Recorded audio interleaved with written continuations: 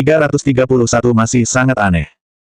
Raut wajah Graciamo sedikit berubah, Nonamu, kamu ini tidak masuk akal.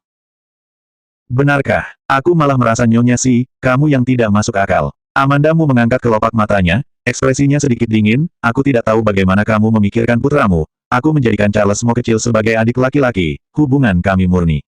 Kalau bukan karena Peter Si mencari aku bahkan tidak tahu ayahnya meninggal. Saat ini, kamu sebagai istri sebagai ibu, kelihatannya sama sekali tidak terlalu sedih, masih ada niat mencari masalah denganku, benar-benar sulit dimengerti. Sindiran di dalam nada suara Amandamu sangat jelas, Graciamo juga tahu. Raut wajah Graciamo berubah-ubah, tapi masih tidak mengatakan ucapan yang terlalu berlebihan, kita bicarakan inti masalah, jangan membahas yang lain. Ekspresi wajah Amandamu terlihat dingin, kalau begitu jangan bicara. Kamu, Graciamo emosi sampai nafasnya terengah-engah, sepertinya aku tahu kenapa Ricky mau bercerai denganmu, wanita yang tidak masuk akal dan tidak berkualitas sepertimu, sama sekali tidak sepadan dengan Ricky Mo. Amandamu pergi ke rumah keluargamu mungkin tertekan dalam waktu yang sangat lama, orang lain bicara makin tidak enak didengar, dia malah makin tenang, kamu masuk akal, kamu berkualitas, kamu bisa kembali dan katakan pada Charles Mo kecil, minta dia jangan berhubungan denganku lagi, lihat apakah dia setuju atau tidak. Kali ini Graciamo benar-benar dibuat Amandamu emosi, berteriak dengan keras, Amandamu. Bukankah kamu merasa dirimu masuk akal? Kalau kamu demi kebaikan Charles kecil, kamu harus kembali dan beritahu dia, minta dia setelah ini putus hubungan denganku, jangan keluar bermain lagi denganku, agar tidak mengganggu prestasi belajarnya. Graciamo jelas-jelas datang untuk mencari masalah, sudah berapa lama dia tidak pergi keluar bersama dengan Charles Mo. Terlebih lagi, Charles Mo adalah seorang anak yang bisa mengambil keputusan sendiri, prestasi belajarnya seperti apa, dirinya sendiri tahu. Graciamo tentu saja tidak akan berbicara seperti ini dengan Charles Mo, awalnya ada salah paham di antara mereka berdua, jadi dia baru datang untuk mencari Amandamu. Ucapan Amandamu membuat dia tidak bisa membantah, terakhir hanya bisa menunjuk dan memaki, tidak masuk akal.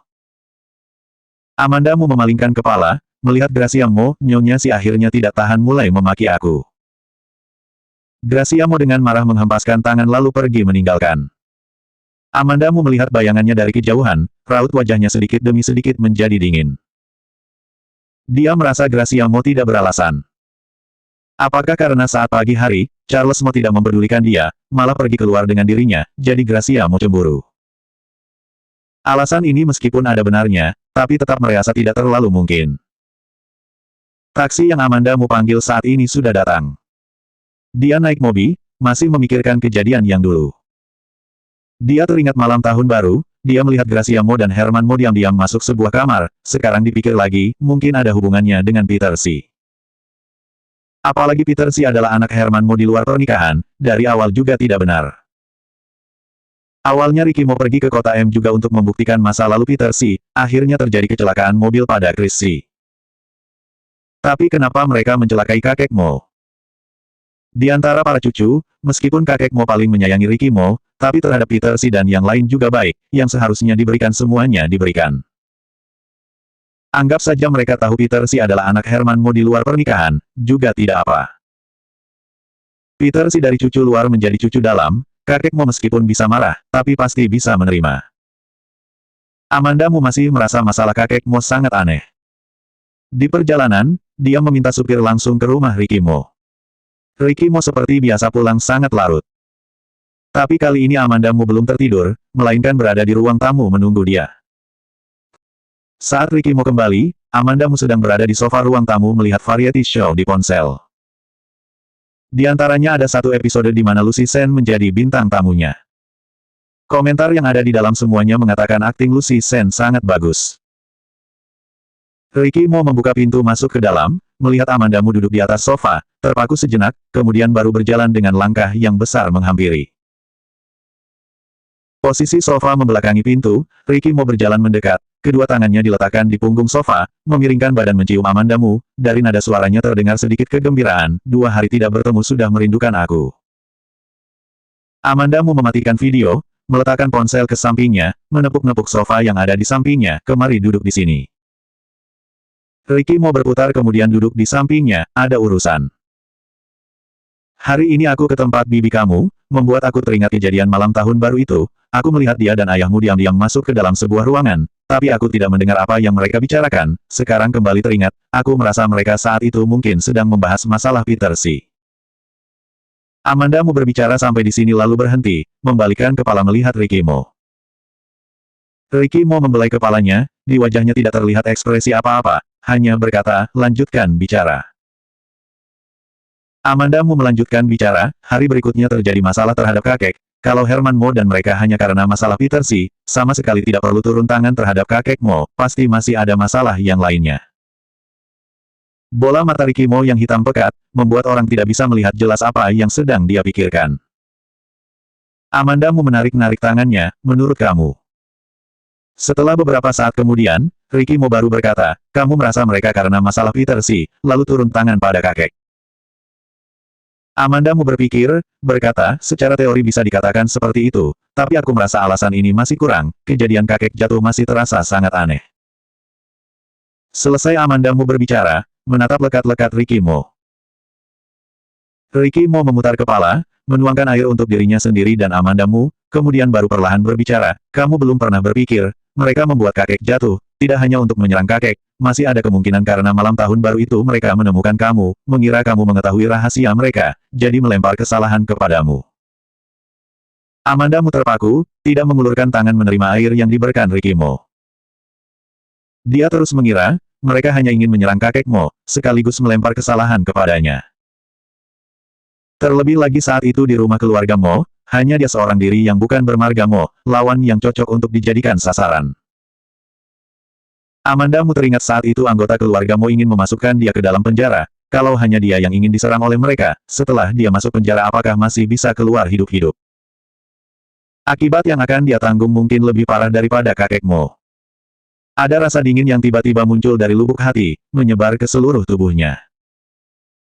Amandamu menggeleng-gelengkan kepala, suaranya sedikit serak, tapi, malam itu aku tidak mendengar apa-apa. Ricky Mo hanya membelai kepalanya dengan diam. Yang dia belum selesai bicara, Herman Mo dan mereka bisa menyerang Amandamu dengan cara itu, ada satu alasan lain, mereka ingin mengetes posisi Amandamu di hatinya. Kalau saat itu dia sepenuh hati melindungi Amandamu, begitu Herman Mo dan mereka tahu, seberapa penting Amandamu bagi Ricky Mo, Herman Mo dan mereka bisa mencari cara langsung turun tangan pada Amandamu. 332 asal kamu baik-baik saja, aku juga baik-baik saja. Ricky Mo meletakkan gelas yang berisi air ke genggaman Amandamu, kamu tidak perlu membuktikan apakah kamu mendengar rahasia mereka tidak, asal mereka merasa ada orang yang membahayakan mereka, mereka akan melakukan segala cara. Tangan Amandamu sangat dingin. Ricky Mo menggenggam tangannya, takutkah? Amandamu belum menjawab pertanyaannya, tiba-tiba bertanya, apakah akan terjadi sesuatu pada Joanna Mo? Herman Mo dan mereka akan melakukan segala cara, Amandamu tidak berani berharap mereka bisa kasihan pada seorang bayi. Ricky Mo dengan tidak ragu berkata, tidak akan, mereka ingin aku bekerja keras untuk perusahaan Mo, jadi mereka tidak akan menyentuh Joanna Mo. Amandamu mendengar ini, raut wajahnya berubah sedikit lebih baik, menundukkan kepala tidak tahu harus berkata apa. Ricky Mo juga tidak berkata-kata, hanya menggenggam tangannya dalam diam. Lewat beberapa saat, Amandamu baru mengeluarkan suara berkata, aku tidak mengerti, sebenarnya mereka ingin menyembunyikan apa, sampai harus melakukan begini banyak. Ricky Mo bertanya padanya, masih ingat sebelum kakek jatuh, minta kamu membantu dia berbicara, meminta aku mencari diakah? Amandamu menundukkan kepala, ingat. Saat itu kakek mengatakan, asal aku melewati tahun baru dengan tenang di rumah tua, dia akan memberitahu aku semua yang ingin aku ketahui. Tatapan Ricky Mo berubah sangat tajam, termasuk kebenaran dari kasus penculikan itu. Ricky Mo terus tidak memberitahu Amandamu mengenai hal ini. Yang terutama karena, dia benar-benar tidak ingin Amandamu tahu terlalu banyak tentang urusan keluarga Mo, bagi dia juga sangat tidak ada untungnya. Otak Amandamu berputar dengan cepat. Jadi, ayah kamu dan mereka demu menutupi kebenaran kejadian di tahun itu. Ingin melenyapkan setiap orang yang mungkin tahu kebenarannya. Amandamu berbicara sampai di sini kemudian tertegun, alis yang indah mulai mengerut, mereka mengira aku mencuri dengar pembicaraan mereka, kakek akan memberitahu kamu kebenarannya, jadi aku dan kakek tidak boleh tinggal. Ricky Mo menjawab dia dengan keheningan. Keheningan berarti pasti.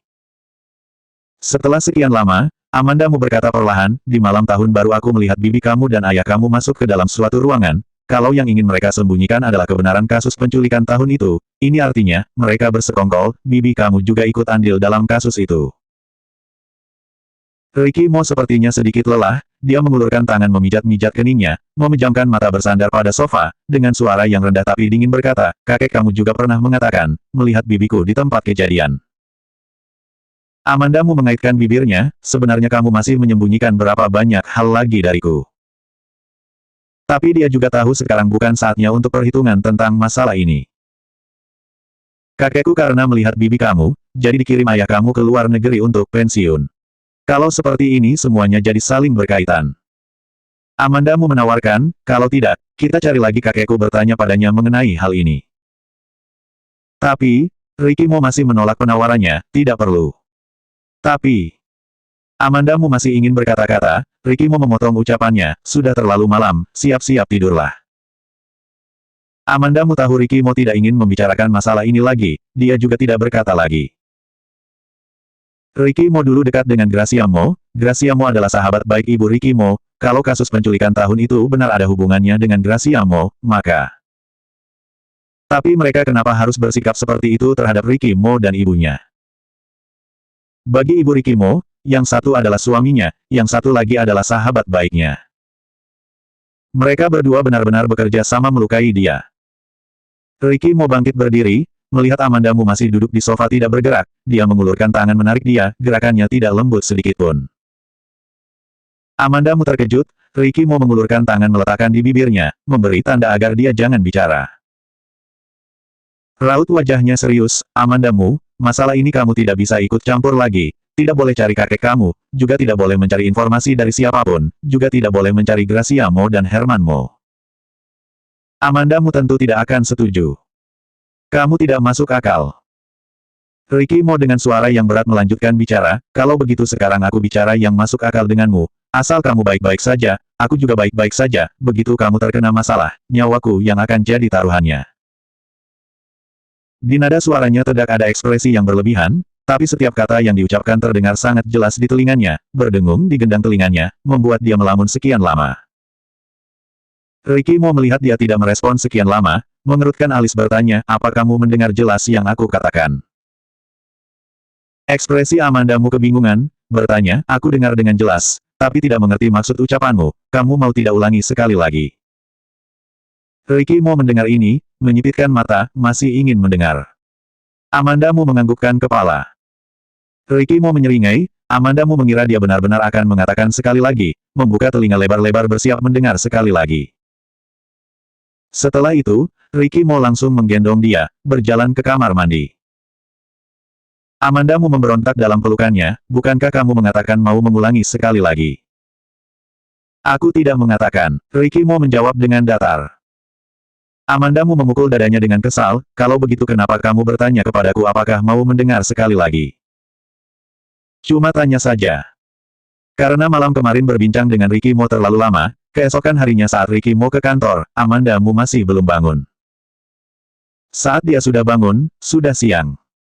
Dia bersandar pada kasur melamun beberapa saat. Herman Mo dan Gracia Mo ingin menyembunyikan rahasia, kebenaran dari kasus penculikan Ricky Mo dan ibunya. Amandamu berpikir sejenak, tiba-tiba terbesit sesuatu di benaknya, yang ingin Ricky Mo periksa sekarang seharusnya bukan rencana penculikan mereka, seharusnya yang ingin Ricky Mo periksa adalah kenapa mereka merencanakan penculikan, kenapa harus turun tangan pada dia dan ibunya. Yang ingin mereka sembunyikan mungkin tidak hanya kebenaran kasus penculikan, melainkan alasan mereka melakukan penculikan itu. Amandamu berpikir sampai di sini, segera mengambil ponsel menelepon Ricky Mo. Ricky Mo dengan cepat menerima telepon, sudah bangun. Amandamu dengan tergesa-gesa berkata, Ricky Mo, barusan aku berpikir, aku merasa sekarang yang lebih penting adalah, mencari tahu alasan mereka melakukan penculikan. Mereka adalah orang terdekat ibumu, kenapa tiba-tiba bisa berubah sekejam itu, pasti ingin menyembunyikan rahasia, aku curiga mereka turun tangan terhadap kakek, terhadap kamu dan ibumu karena alasan yang sama. Ricky Mo mendengar ucapan Amandamu, sekian lama tidak bersuara. Amandamu memanggil dia, Ricky Mo, apa kamu sedang mendengar aku berbicara? Iya, aku dengar, suara Ricky Mo terdengar lebih berat. Dia bukan orang yang ekspresif, tapi orang yang mengenal dia bisa mendengar dari nada suaranya ada perubahan pada suasana hatinya. 333 sebatang demi sebatang.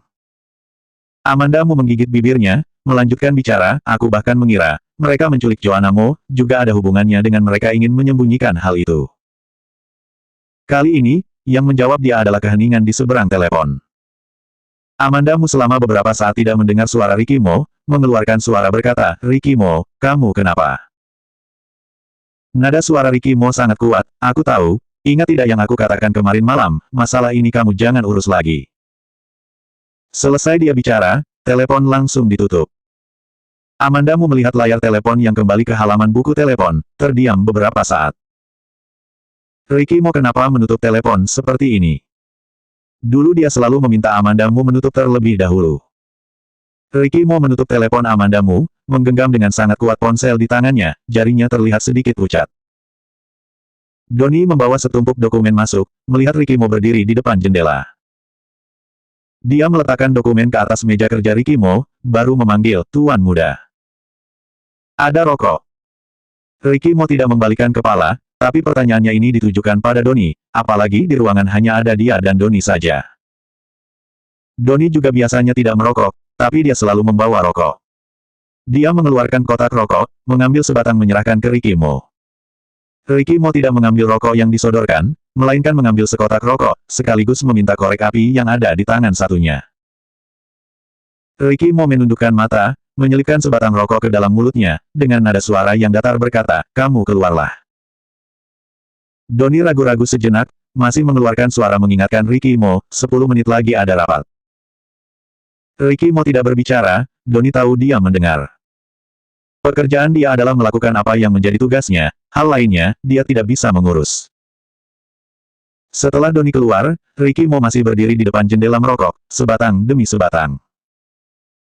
10 menit kemudian, Donnie kembali datang mengingatkan Ricky Mo rapat akan dimulai. Begitu masuk, dia terbatuk karena ruangan dipenuhi dengan asap rokok. Ricky Mo masih berdiri di depan jendela, Donnie berjalan menghampiri dengan sopan berkata, Tuan Muda, rapat akan dimulai. Dia melihat lantai penuh dengan putung rokok yang Ricky Mo jatuhkan, kotak rokok yang kosong juga ada di atas lantai. Ricky Mo juga bukan seorang yang ketagihan merokok, kenapa tiba-tiba bisa merokok sebanyak ini? Apa jangan-jangan dia bertengkar lagi dengan nyonya? Kali ini pasti bertengkar hebat, sampai bisa merokok sebanyak ini. Saat Donnie masih sedang berpikir, Ricky Mo sudah melangkah dengan besar berjalan keluar. Donnie segera membawa berkas yang dibutuhkan untuk rapat, mengikuti Ricky Mo pergi ke ruang rapat. Semua pimpinan sudah hadir. Direktur, ini proposal yang kami revisi terakhir, kamu lihat dulu. Ricky Mo mengulurkan tangan menerima, melihat sejenak kemudian bersandar, tidak berkata apapun, bola matanya hitam pekat, membuat orang tidak bisa menebak apa yang sedang dia pikirkan. Pimpinan yang menyerahkan proposal itu mengira Ricky Mo tidak puas, raut wajahnya menjadi pucat, orang lainnya juga saling bertatapan satu sama lain tidak berani bersuara. Donnie melirik sekilas ke arah Ricky Mo, dia tahu Ricky Mo marah sama sekali bukan karena tidak puas dengan proposal baru, melainkan sedang memikirkan sesuatu. Ruang rapat diliputi keheningan, tidak ada yang berani berbicara. Setelah sekian lama, Ricky Mo mengangkat mata, tidak ada yang kalian ingin bicarakan. Kalau begitu bubar. Selesai dia bicara, bangkit berdiri meninggalkan ruang rapat. Begitu Ricky Mo berjalan, orang lain yang ada di ruang rapat mulai berdiskusi dengan suara yang kecil. Donnie baru akan mengikuti, lalu dipanggil oleh salah satu pimpinan, asisten Donnie, sikap direktur ini, puas dengan proposal yang baru, atau tidak puas. Donnie menggerak-gerakkan bibirnya, mana dia tahu. Donnie menyelesaikan urusan ini dari awal sudah menyelesaikannya dengan baik, dia berkata, aku juga tidak terlalu jelas, kalau tidak aku bantu kamu bawa tunjukkan sekali lagi pada direktur. Pimpinan itu langsung menunjukkan senyuman, kalau begitu maaf sudah merepotkan asisten Donnie. Ini sudah menjadi tugas saya. Donnie mengambil dokumen itu lalu keluar. Saat dia tiba di ruangan, dia melihat Ricky Mo duduk di meja kerjanya, dengan raut wajah yang serius memegang ponsel tidak tahu sedang melakukan apa. Donnie menebak Ricky Mo sedang ada masalah, setelah dia meletakkan dokumen itu, dia keluar. Saat keluar, Donnie masih dalam hati berkata, sepertinya kali ini Tuan Muda dan Nyonya bertengkar sangat serius. Ricky Mo melihat layar ponsel, sebenarnya tidak melakukan apa-apa, hanya saja hatinya tidak tenang. Tidak tahu sudah berlalu berapa lama, Ricky Mo bangkit berdiri, mengambil jaket berjalan keluar. Kebetulan Doni sedang menyeduh kopi mau mengantar ke ruang direktur, melihat Ricky Mo berjalan keluar, bergegas berkata, "Tuan muda, kamu mau kemana?" "Tidak perlu ikut denganku," Ricky Mo berkata dengan tidak membalikkan kepala. Ricky Mo langsung menyetir ke rumah tua. Pagi hari di hari kerja di rumah tidak banyak orang. Tuan muda kembali. Selamat pagi tuan muda. Sepanjang jalan ada pelayan yang menyapa dia. Dia langsung berjalan menuju kamar Gracia Mo, sampai di depan pintu, langsung mengulurkan tangan membuka pintu. Gracia Mo mendengar suara, membalikkan kepala melihat ke arah Ricky Mo, terlihat keterkejutan di sorot matanya. "Ricky Mo, kenapa kamu ke sini?" "Ada sedikit urusan mau cari kamu." Ricky Mo berdiri di depan pintu tidak masuk, tatapan matanya sinis.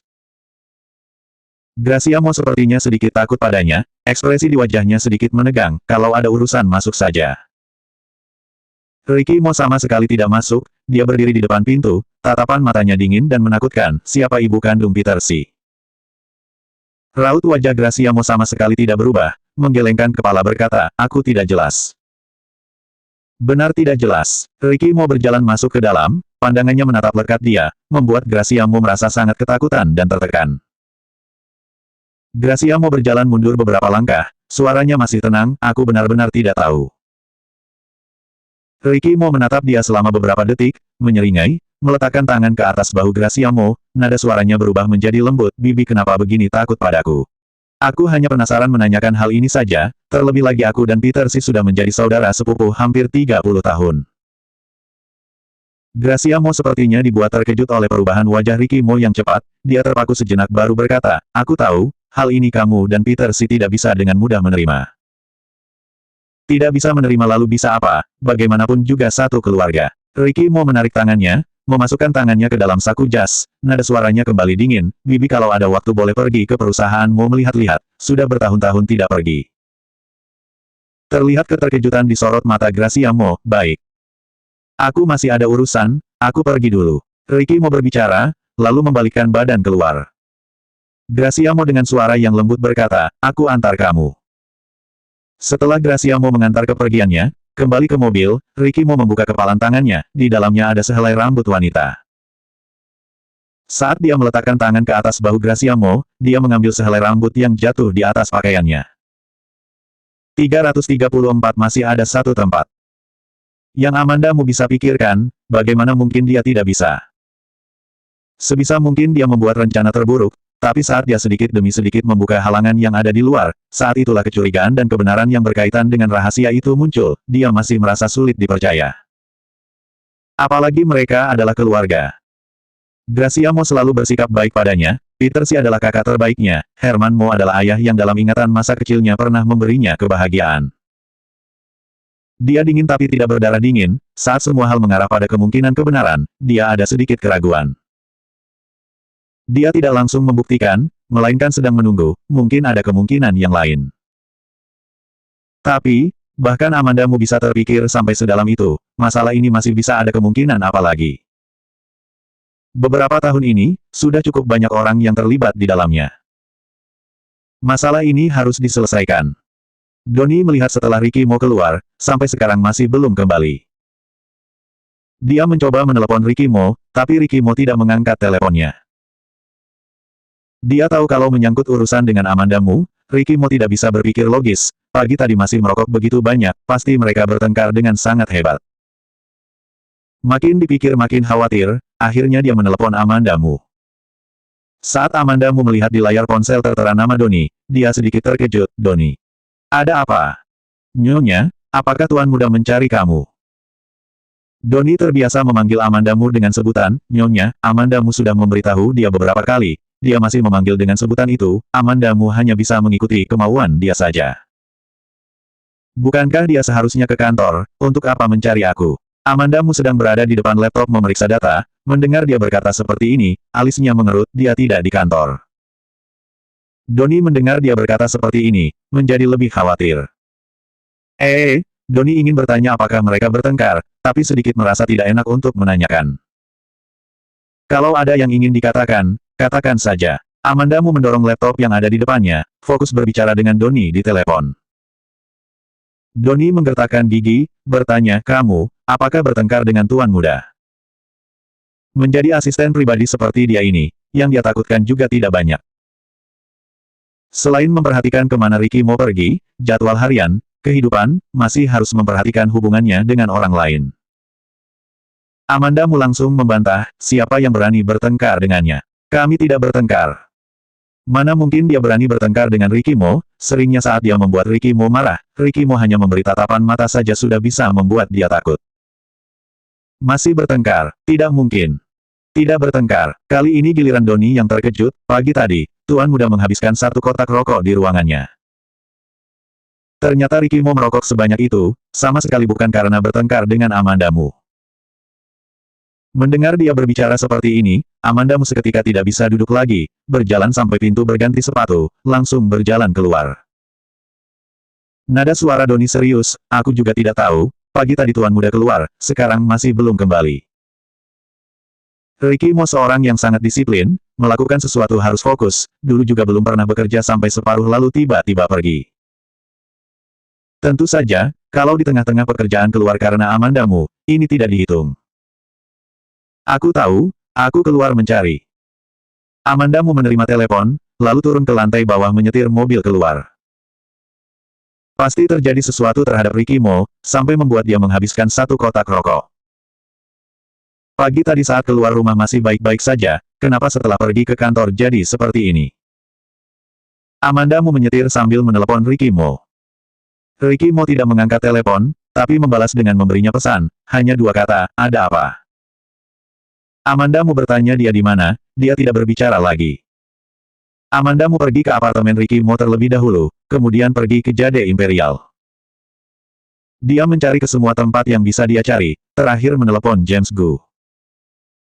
Amandamu, ada apa? James Gu akhirnya juga tahu yang berciuman di mobil dengan Amandamu adalah Ricky Mo, kesalahpahamannya terhadap Amandamu, hatinya masih tidak enak, jadi saat menerima telepon Amandamu, nada suaranya sangat bersahabat. Amandamu langsung bertanya, apa kamu melihat Ricky Mo? Meskipun Ricky Mo membalas pesannya, lebih baik dibandingkan malam yang lalu tidak menerima telepon, tapi Amandamu masih tidak tenang. Dari yang diceritakan Doni, terlihat jelas, suasana hati Ricky Mo tidak baik. Tidak ada, sekarang mau bertemu dengan Tuan Besar Mo, sama seperti rakyat jelata yang ingin bertemu raja, kalau bukan dia sendiri yang mencari aku, mana mungkin aku bisa bertemu dengannya. Teringat hal ini, James Gu jadi emosi. Amandamu menghela nafas, aku mengerti. Melihat Amandamu menutup telepon, James Gu segera bertanya, ada apa ini? Apa yang terjadi padanya? Tidak tahu, hanya tidak tahu di mana dia berada, tempat yang seharusnya dicari sudah dicari, masih tidak menemukan dia. Nada suara Amandamu sedikit tidak bersemangat.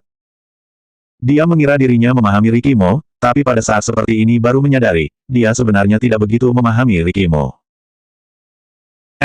James Gu berpikir sejenak, berkata, masih ada satu tempat, kamu pasti belum mencari ke sana. Amandamu segera bertanya, di mana? James Gu, makam. Setelah Amandamu bertemu dengan James Gu di depan pintu Sending Media, mereka bersama pergi ke makam ibu Ricky Mo. Ricky Mo belum pernah membawa dia ke sana. Saat di perjalanan Amandamu melihat toko bunga, dia membeli satu karangan bunga. James Gu duduk di kursi samping pengemudi, melihat dia membeli bunga, berkata, ada hati. Mereka berdua bersama pergi ke makam, James Gu tidak menyetir. Amandamu menunjukkan senyum yang sangat datar. Saat mereka berdua tiba di makam, langit tiba-tiba turun hujan. Untung saja di mobil Amandamu ada payung. James Gu mau membawa dia naik, mereka berdua dengan membawa satu payung naik ke atas. Saat ini, di makam sangat tenang, sepanjang jalan tidak bertemu orang yang pergi melayat. Makam dibangun di atas sebuah gunung, setelah Amandamu naik ke atas, dari kejauhan melihat sebuah bayangan tinggi tegap. Ricky Mo, Amandamu berkata, lalu berlari mendekat. James Gu membawa payung berlari di belakangnya, sedang hujan, kenapa kamu lari? Sudah ada di depan mata, berjalan saja bisa. Amandamu sama sekali tidak mendengar dia, akhirnya dia hanya bisa membawa payung mengikuti Amandamu berlari. Akhirnya, dia menyadari dirinya tidak bisa mengikuti Amandamu. Ricky Mo, Amandamu membawa bunga berlari menghampiri. Hujan turun dengan sangat deras, sekujur tubuh Ricky Mo sudah basah terkena guyuran air hujan, rambut hitamnya juga basah, air hujan terus turun ke atas kepalanya, kelihatannya sedikit menyedihkan. Amandamu juga tidak berbuat apa-apa. Melihat Ricky Mo berdiam diri di sini, Amandamu juga tidak terburu berkata apa-apa, dia membalikkan kepala melihat ke arah makam. Hujan sangat deras, matanya sedikit tidak bisa terbuka. 335 siapapun juga jangan berharap bisa membuka mulutnya. Amandamu mengusap air hujan yang ada di wajahnya, dengan mendekap bunga berjongkok di depan makam, meletakkan bunga ke atas makam. Dia menatap makam selama beberapa saat, baru dengan suara pelan berkata, "Bu, aku Amandamu, sudah bersama dengan Ricky Mo sangat lama, maaf baru hari ini datang berkunjung." Selesai dia bicara, memberi hormat sebanyak 3 kali dengan menundukkan kepala ke arah makam. Ricky Mo melihat dia menundukkan kepala 3 kali, melepas jasnya lalu menutupi kepala Amandamu dengan jasnya, menarik Amandamu, dengan raut wajah yang datar bertanya padanya, kenapa bisa mencari ke sini. Amandamu menunjuk ke arah James Gu yang sedang berlari mendekat ke arah mereka, dia yang membawa aku kemari. Ricky Mo kembali menarik jas yang ada di atas kepala Amandamu, memastikan jas tersebut menghalangi air hujan agar Amandamu bisa membuka mata, lalu mengulurkan tangan mengusap air hujan yang ada di wajahnya. Amandamu, aku sangat curiga apakah kamu dulu murid jurusan olahraga, kenapa bisa lari secepat ini? James Gu memegang payung dengan satu tangan, tangan lainnya berkacak di pinggang. Dia berjalan mendekat, menyerahkan payung ke Ricky Mo, setelah berjalan sampai di depan makam, baru berkata, kamu datang melihat tante tidak bisa memberitahu Amandamu dulu, membuat dia mencari kamu kemana-mana. Ricky Mo mendengar ini, menundukkan kepala melihat Amandamu. Dia mengarahkan payung ke atas kepala Amandamu, mengulurkan tangan memindahkan jas ke tubuh Amandamu, membetulkan posisi jas untuknya. Amandamu mengenakan kemeja putih, karena basah terkena air hujan, menjadi transparan. James Gu melihat ini, segera berkata, kalian bicara saja dulu, aku turun dulu. James Gu pergi meninggalkan mereka di bawah guyuran air hujan, meninggalkan Ricky Mo dan Amandamu di sana. Amandamu baru ada kesempatan mendongakkan kepala menatap Ricky Mo. Ricky Mo terlihat sama seperti biasanya, selain terlihat menyedihkan karena terkena guyuran air hujan, juga tidak ada yang ganjil. Amandamu berpikir sejenak, di tahun itu saat terjadi kecelakaan, musim dingin, bukan di musim gugur, jadi hari ini mungkin adalah hari peringatan ibu Ricky Mo. Pasti ada sesuatu yang menyulut Ricky Mo. Sampai membuat dia sendirian ke sini. Setelah sekian lama, Ricky Mo dengan suara yang serak berkata, awalnya berencana saat kamu dan Joanna Mo kembali dari Sydney, bersama datang melihat ibuku, tapi Joanna Mo hilang, aku takut kalau ibu tahu dia juga akan sedih. Nada suaranya sangat dalam, matanya tertunduk, dari tubuhnya keluar aura yang menekan dan menyeramkan. Amandamu tiba-tiba tidak tahu harus berkata apa, hanya bisa masuk ke dalam dekapannya. Tangan Ricky Mo pelan-pelan menekan bahunya, dengan cepat mendorong dia, menggandeng dia berjalan ke depan makam, dengan nada suara yang tenang berkata, Ibu, ini istriku, Amandamu, kami masih memiliki seorang anak perempuan bernama Joanna Mo, nanti kami bawa ke sini melihat kamu. Jelas-jelas satu kalimat yang sederhana, Amandamu menangis mendengarnya. Dia memalingkan wajahnya, diam-diam mengusap air matanya. Selesai Ricky Mo berbicara, dia memegang bahu Amandamu, ayo jalan. Setelah turun gunung, Amandamu menelepon Donnie, mengatakan sudah menemukan Ricky Mo, meminta dia agar tidak khawatir. Setelah Amandamu menutup telepon, awalnya ingin membujuk Ricky Mo, lain kali pergi kemana harus memberitahu Donnie. Tapi, dari mata Ricky Mo terlihat dia sangat kelelahan, ucapan yang sudah sampai di bibir kembali ditelan. Ricky Mo masih ingat mengirim dia pesan, sudah sangat bagus. Setelah mereka tiba di area kota dan berpisah dengan James Gu, langsung pergi ke apartemen Ricky Mo. Ricky Mo tidak berkata apa-apa langsung masuk ke kamar mandi menyalakan air panas, Amandamu berdiri di samping pintu kamar mandi melihat dia. Ricky Mo merasakan kehadirannya, membalikkan kepala melihat dia, kemudian berkata, kemari. Setelah Amandamu menghampiri, dia mulai melepas pakaian Amandamu. Aku lakukan sendiri, Amandamu segera mengulurkan tangan memeluk dirinya sendiri. Ricky Mo mengerutkan alis, nada suaranya serius, kamu lepas sendiri, masih lebih baik aku yang membantu kamu melepas, lebih cepat. Amandamu dibuat bungkam dengan ucapannya. Ricky Mo mengambil kesempatan ini, dengan cepat membantu dia melepaskan pakaian, memasukkan dia ke dalam bathtub. Amanda Mu diam-diam berpikir, ternyata benar lebih cepat daripada dirinya yang melepas. Ricky Mo berganti jubah mandi berjalan keluar. Amanda Mu selesai mandi dengan cepat, saat mengenakan pakaian dan keluar, dia mendengar ada suara dari dapur. Saat dia masuk ke dapur, melihat Ricky Mo yang sedang melihat ponsel, sambil memasukkan sesuatu ke dalam panci. Kamu sedang memasak apa? Amanda Mu penasaran berjalan mendekat. Ricky Mo tidak membalikkan kepala, matanya fokus melihat ke ponsel wedang jahe.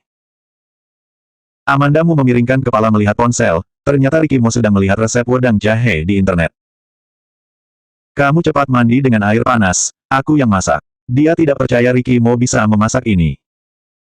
Ricky Mo menggenggam kerah bajunya, menarik dia berjalan mundur, dengan datar berkata, biarkan aku yang memasak. Amanda Mu. Ricky Mo bersikukuh, Amanda Mu juga tidak bisa apa-apa, hanya bisa berdiri di samping melihat dia memasak. Mungkin karena benar-benar seorang yang berbakat, laki-laki yang sama sekali belum pernah masuk ke dapur, hanya dengan melihat cara memasak wedang jahe di internet, rasanya juga sangat normal. Amanda Mu meneguk lalu mendongakkan kepala, melihat Ricky Mo sedang menatap dia, bertanya, bagaimana rasanya? Enak. Amanda Mu mengangguk-anggukan kepala, lalu kembali meneguk. Ricky Mo membelai rambutnya, minum yang banyak, aku pergi mandi. Melihat Ricky Mo masuk ke dalam kamar mandi, Amanda Mu menjulurkan lidah, menggunakan tangannya tidak berhenti mengipas. Rasa wedang jahe yang normal, sedikit pedas. Bagaimanapun juga ini niat baik Ricky Mo, terakhir Amanda Mu masih meneguk habis satu mangkok besar.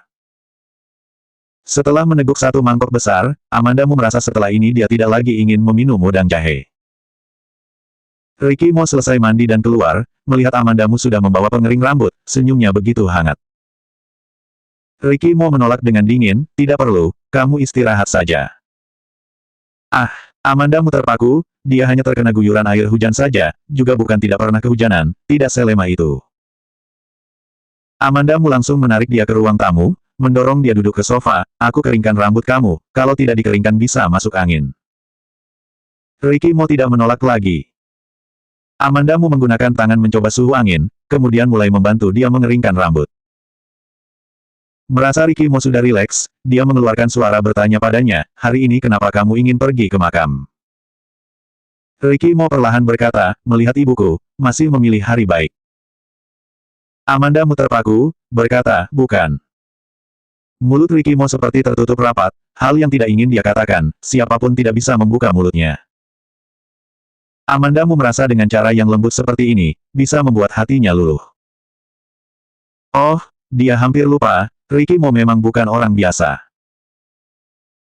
Amanda Mu teringat dia sendirian berdiri di depan makam, hatinya sedikit bergejolak, menghela nafas berkata, aku hanya khawatir padamu, Doni mengatakan hari ini kamu menghabiskan satu kotak rokok. Selanjutnya 336 dia memprovokasi aku.